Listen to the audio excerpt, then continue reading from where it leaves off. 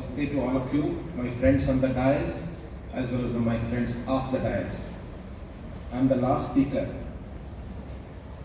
Most of the points are covered by my esteemed predecessors.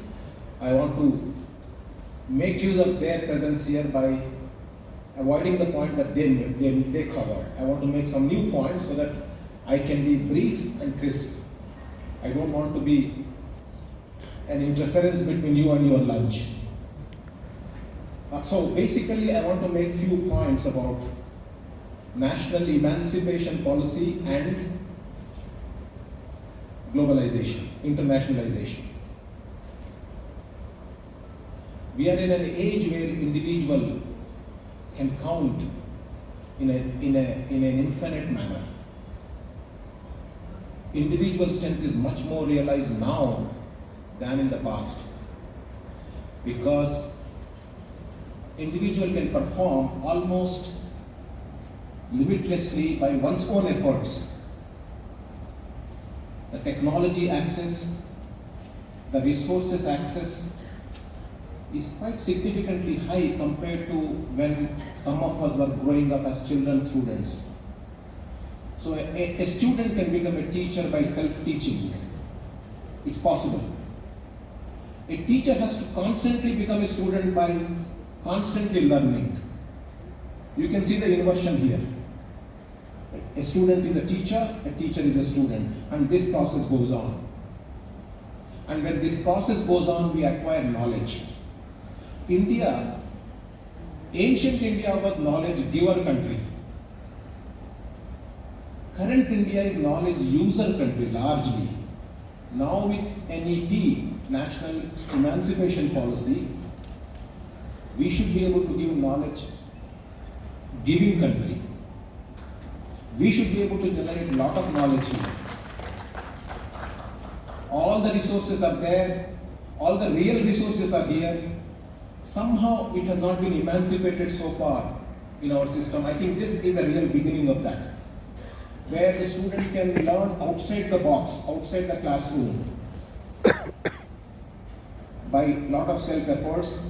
The means are available. The student simply has to decide to learn. I will do it. And I see a lot of students have decided to do that. This country is very, very deeply aspirational now. So the model is changing. With this change in the model, we will become knowledge generating country, and therefore we will become, in some sense, a critical player in the global knowledge resources, global economy, global strategies, etc., etc. All the right constellations are there now. All human efforts are global by nature. Human beings cannot work in isolation anymore. Not in the past, not now.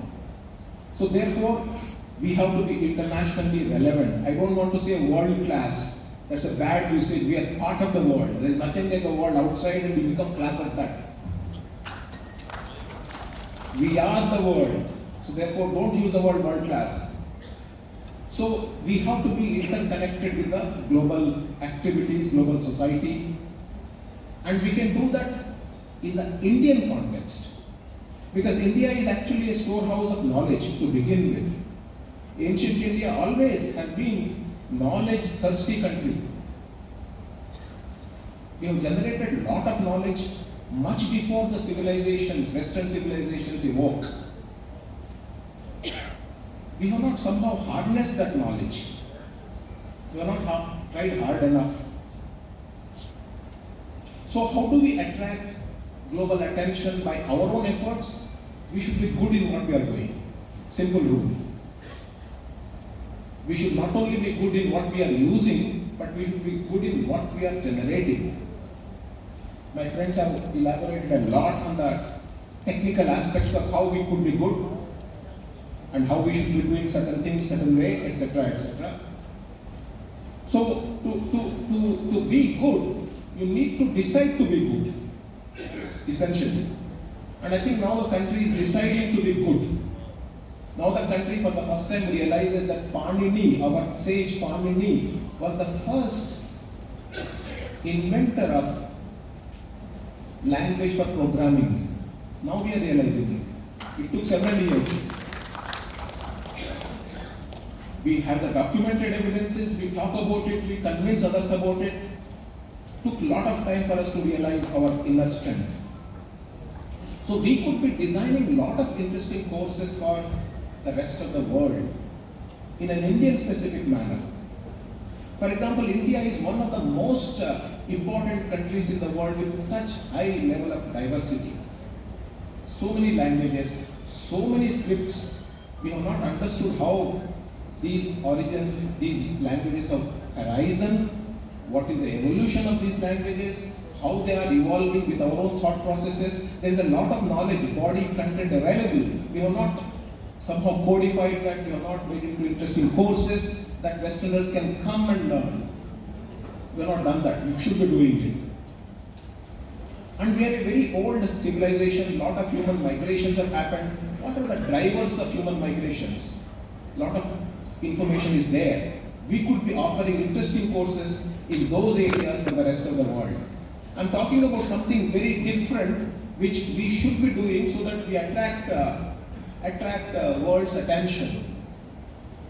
We have classical music. There's so much physics in our classical music. I don't see a single course offered anywhere in the country about the physics of Indian classical music vis-a-vis that of Western classical music. I don't know why we have not done it. Should we have not done it? Yesterday, we should have done it. If we do such a course, world will throng at us. So I'm just giving tips of the iceberg about how different we are, how good we are, and how good we could be for the rest of the society, so the rest of the world. So our activities in science and outside science have done very well. We have produced world leaders in some areas, but not in most areas. It is because we have somehow not harnessed our knowledge resources very well. We have used limited toolkit related to Western methodologies, Western tools. We have not. This whole system has become like that we have not been able to go into our own resources very well. And that has been a large gap in that. In the areas of education, research. When I say research, I don't necessarily limit myself to areas in research in sciences alone. Even outside science, social sciences, humanities, which are becoming so deeply analytical. We could have contributed a lot more. The poverty alleviation labs could have been done in India. It was done in MIT. Got the Nobel Prize there. Why didn't we think of poverty alleviation analytical approaches here? We are the main people, right? Somebody thought about it, somebody else thought about it, because that system allowed out-of-box thinking. This is the beginning of out-of-box thinking in our society, and if we start thinking out-of-box, we will identify the right problems for our system, and we will certainly identify the right solution for our system. That's the only limited point I'm making, giving multiple analogies. When we do that, I think we will uncover our energies. I want to tell a short story and end. The story is that of a famous sculptor, Michelangelo, Italian sculptor. He was famous not because he was very good. He was famous because he was passionate about what he was doing. The story goes this way. There was a marble, a defective marble that no famous sculptor in Italy touched it. It's a defective marble, we can't do anything with it. Even Leonardo da Vinci did not touch that marble. And then Michelangelo came along and looked at that marble. This marble does look defective, but I can see an angel inside that marble. He started sculpting it. He started chiseling it. A defective marble. Finally came out the David, the great statue. Why did he attempt on a defective marble? He attempted on a defective marble because he was passionate about bringing out something that he saw in that. If we start doing that in our own day-to-day activities, student, teacher, professor, vice chancellor, director, whoever it is, if we start doing that, I think we will discover David's, the angels in our system. And I think this level of passion we should generate in all our activities, whether I'm in the classroom, outside the classroom, interacting with students. There's so many interesting things that we could be doing in this society. And I think there are many possibilities that Indian society offers. Why am I focusing so much on Indian society? Because Indian society intrinsically is knowledge-driven society. I have seen many poor families always going for good education. This doesn't happen in the West. This happens only in India, perhaps in China. I don't know enough of China. So that intrinsic zeal is there in us. Somehow it has not come out. Maybe there were external pressures to sort of suppress it, I don't know. But I think this is the time we should realize it and try to be much more creative in whatever you are doing. You are doing engineering, doesn't matter. You are doing social science, doesn't matter. Economics, you are doing carpentry, doesn't matter. Do it well. Do it like an artist. Then I think we will discover the benefits of many things that we are talking about. National education policy is one of those. That national education policy also is an evolving system. It's a good thing, but we should do it well. If we don't do it well, then even a good document goes waste. I must say it, right? So a good document is only as well as it is practiced. So on this nice occasion, I just sort of express my views as loud thinking, and I hope I could convey something useful for myself as well as for others. I want to stop here and thank you very much for all the organizers for giving me this opportunity. And it's a wonderful gathering that we are talking about the right things on right causes, and I see so much of enthusiasm about these important causes. Thank you very much. Namaste.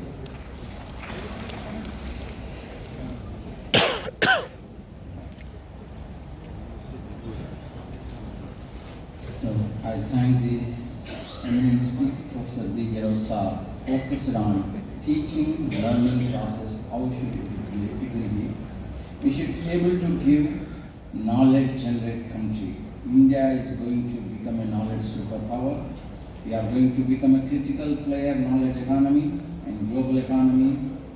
And Sir is also focused on tips of iceberg, how good we are from the rest of the world. We need to think out of the box.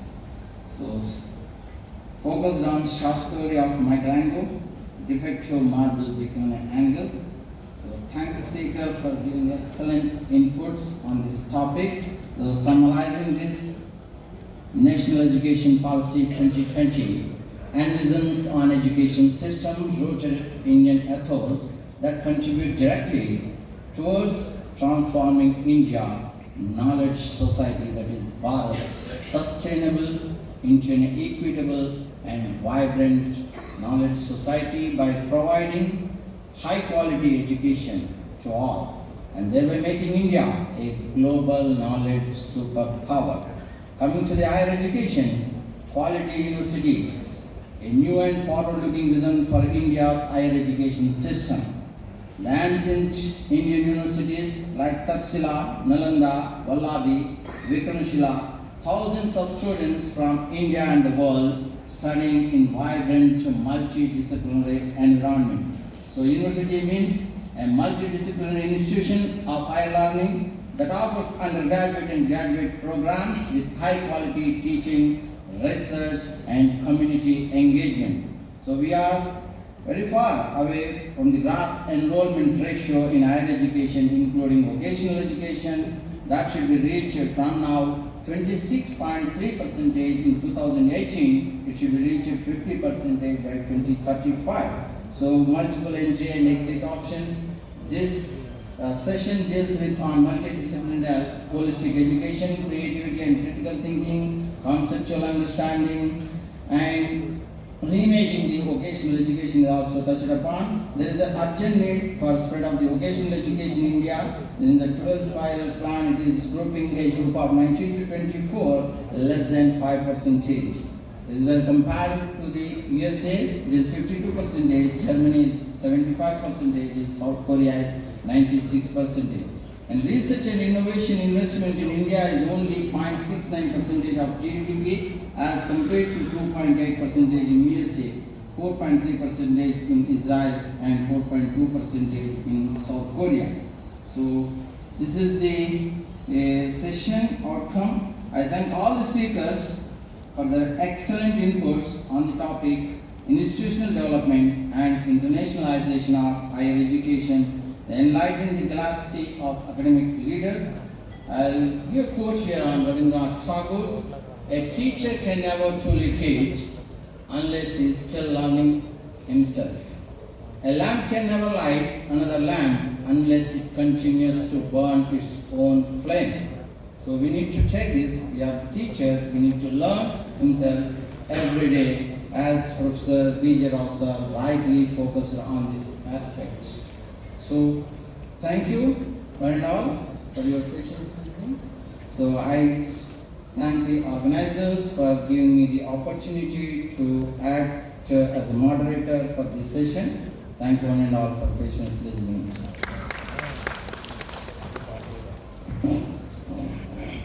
Thank you, Dr. Vivek Vardhan. I sincerely thank all the speakers for valuable information and thought-provoking analysis. A lot of take-home value for our delegates. Thank you very much, sir. Now it's time we express our gratitude. I request Dr. A. Arun Kumar, Assistant Professor, Center for Management Studies, ICFI Foundation for Higher Education, Hyderabad, to present a memento to Professor Budaraju Srinivasamurthy, Director, IIT Hyderabad. So please accept our felicitation.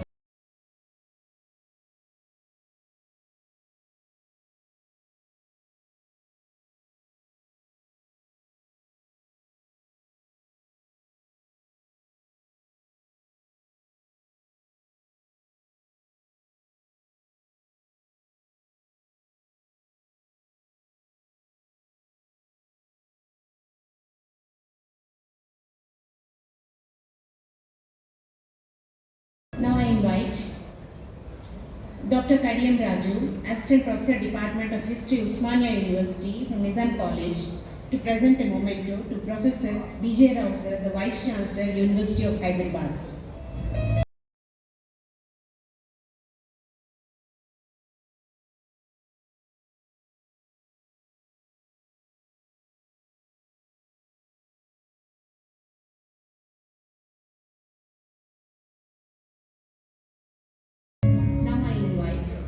Dr. Krishna Reddy, Assistant Professor, Department of Economics, University of Hyderabad, to present a memento to Professor J. Mahinder Reddy sir, the Vice Chancellor, ICFI.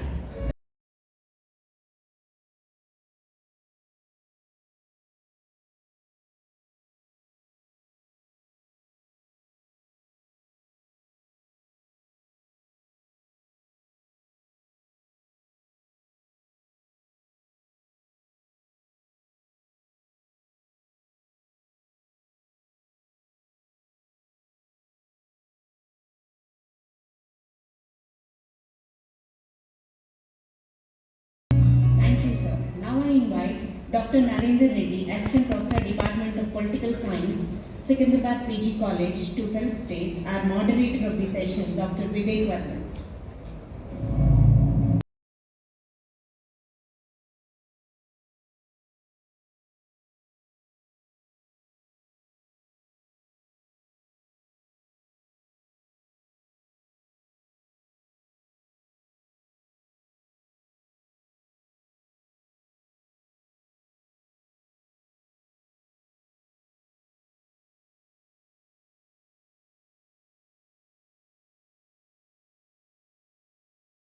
Sincere thanks to all the speakers on the dais